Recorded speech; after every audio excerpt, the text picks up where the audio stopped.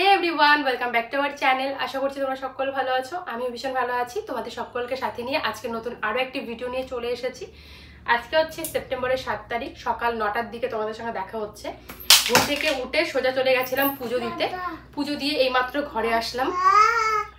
আর আজকে আমার birthday celebrate করা হবে রাতে। তো সারাদিন কি করি না করি সবটা তোমাদের সঙ্গে এই ভিডিওতে শেয়ার করব। তো ভিডিওটাকে স্কিপ করে যেও না, আশা করি তোমাদের অনেক ভালো লাগবে।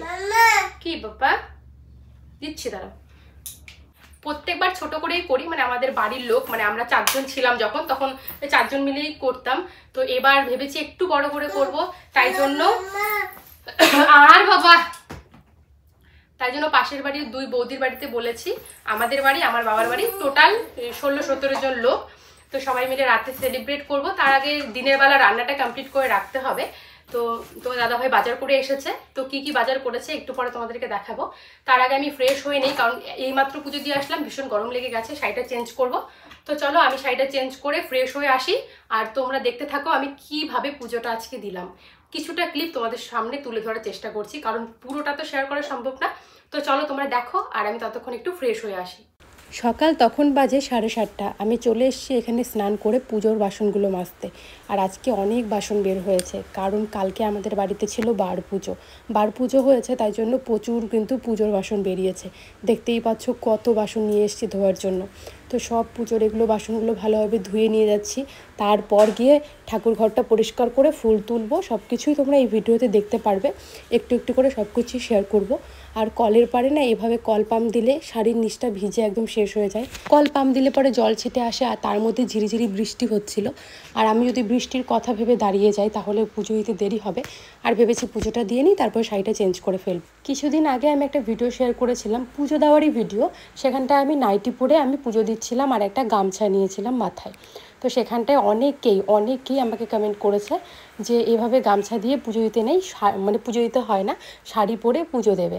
তো আমি তো শাড়ি পরেই পুজো দিই, কিন্তু কি বলো তো, যেহেতু মাছ মাংস খাই, কোনো ওকেশন পারপাসে যাই, তো তখন না ওই সবগুলো শাড়ির সঙ্গেই তো একসঙ্গে থাকে, বুঝে পাই না কোন শাড়িটার সঙ্গে মানে কোনটা ধোয়া কোনটা ভালো না। তো তাই জন্য না শাড়ি পরে দেওয়া হয় না। আর নাইটি তো রোজ কাচি, তাই জন্যই আমি নাইটি পরেই পুজো দিয়েছিলাম। আমার মনে হয় পরিষ্কার পরিচ্ছন্ন কাপড় পরেই ঠাকুর ঘরে যাওয়া উচিত, তাই না? তাই জন্যই আর কি। আর এই শাড়িটা সেদিন বৌদি ধুয়ে দিয়েছিল, যেই বৌদি আসে আর কি প্রতিদিন এখন আমাকে কাজে হেল্প করে দিতে। তো সেই জন্য আমি এই শাড়িটা পরে আজকে পুজো দিচ্ছিলাম। আর ওই পুজো দেওয়ার ভিডিওটা কিন্তু অনেক ভিউজ হয়েছে, প্রায় 8 লাখেরও পার হয়ে গেছে, মানে 1 মিলিয়ন হতে যায় হয়তো, আমার ঠিক মনে নেই, অনেক দিন আগে দেখেছিলাম। তো এদিকে আমার বাসন মাজাও কমপ্লিট, পুজোর ঘরও মোছা কমপ্লিট। এখন আমি তুলসী তলায় জল ঢেলে প্রণাম করে নিচ্ছিলাম সূর্য দেবতাকে, আর তুলসী মন্দিরে জল ঢেলে প্রণাম করে নিচ্ছিলাম। তারপর ঘরে এসে দেখো থালাগুলা সব সাজিয়ে নিচ্ছি। আর আজকে আপেল দিয়েই পুজো দিচ্ছি। বেশিরভাগ সময়টা তো আমার শাশুড়ি মাই পুজো দেয়। তো কালকে মা উপোস করেছিল, তার আগের দিন একাদশীর পারণ ছিল, তো তার আগের দিন আবার একাদশী ছিল। তো 3 দিন পর পর উপোস চলে গেছে, তাই জন্য শাশুড়ি মার শরীরটা ভালো না। তাই আমাকে বললো আজকে পুজোটা দিতে, আর মা রান্না করবে। তাই জন্য আমি পুজোটা দিয়ে দিচ্ছি আর মা রান্না করবে। আর একদিকে ভালোই হলো, আজকে আমার বার্থডে, তো ঠাকুর পুজো দিয়েই না হয় দিনটা শুরু করলাম। তো দিনটা বেশ ভালোই যাবে আশা করি। রাধা গোবিন্দ আর গোপালকে পুজো দেওয়া হয়ে গেছে। এখন বাবা বৈদ্যনাথকে পুজো দিয়ে তারপর চলে যাব লক্ষ্মী ঠাকুরকে পুজো দিতে। গণেশ পুজো এদিকে আমার হয়ে গেছে। আমার পুজো দেওয়া হয়ে যাওয়ার পর আমি চলে এসেছি শাড়িটা চেঞ্জ করে নাইটি পরতে। তারপর তোমার দাদাভাই দেখতে পাই আমাদের গেটে, যেখানটায় দেখো এই সিটকানিটা লাগানো হয়, ওখানটায় দেখো একটা সাপ উঠে আছে, ছোট সাপটা কিন্তু কালো কালারের আর কীরকম একটু চেকচেক। তারপর সাপটাকে তাড়ানো হলো। আর এদিকে এখন মা রান্না করছে, মাছের তেল দিয়ে চচ্চড়ি করবে, আর কাঁচকলা আলু দিয়ে এই যে মাগুর শিঙ্গি মাছটা করবে, আর এই কাতলা মাছ দিয়ে আলু দিয়ে আমাদের জন্য ঝোল করে দেবে। কাতলা মাছ বেশি করে আনা হয়েছে রাতের জন্য, আর আমরা দুপুরবেলা সকালবেলা যে খাবো তাই জন্য মা এখানে 5 পিস রান্না করেছে। তো আজকে রান্নাটা মাই করছে, তোমাদেরকে তো বললাম। এই যেদিকে মা সবজি রান্না করছে, আর পাশে আমি বাবুর জন্য খিচুড়ি বসিয়েছি।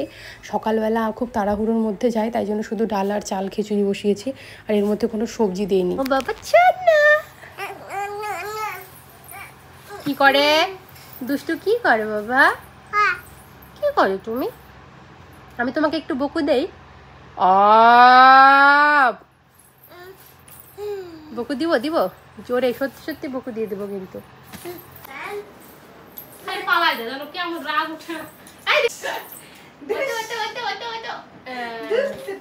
নিজের ইচ্ছা ঢং মারে,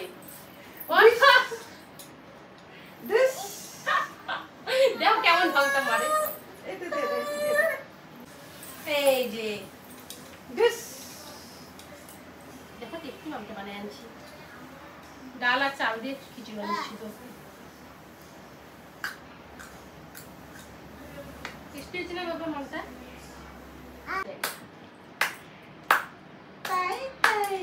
আমার ভীষণ খিদে পেয়েছে, সকাল থেকে কিছু খাইনি, এখন 10টা বাজে তাই খেতে বসে পড়েছি।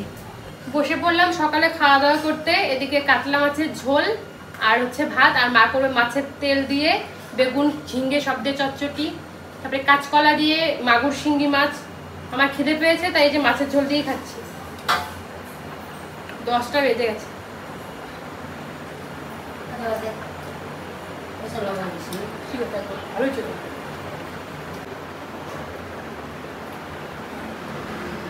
খাওয়া দাওয়া করে অনেকক্ষণ হয়েছে ঘরে এসেছি, এখন 1টা বাজে প্রায়।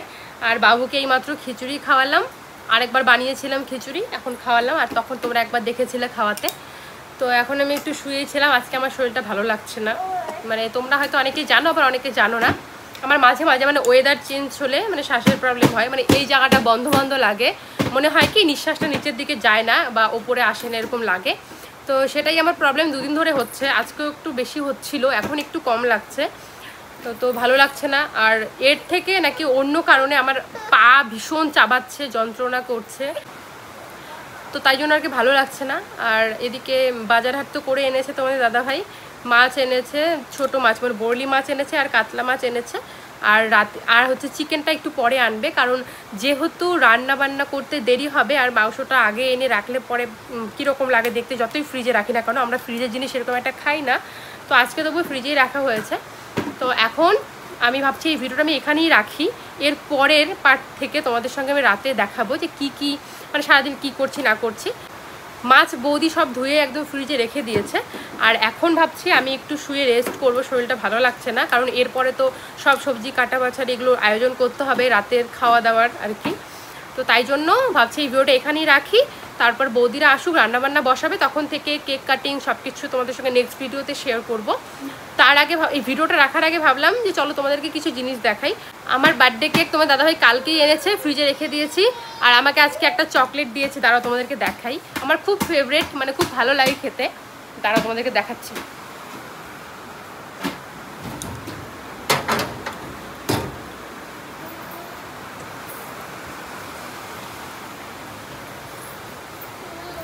এই যে দেখো আমার ফেভারিট চকলেট, তোমার দাদাভাই আমাকে এটা গিফট করেছে বার্থডে উপলক্ষে, আরও গিফট করেছে।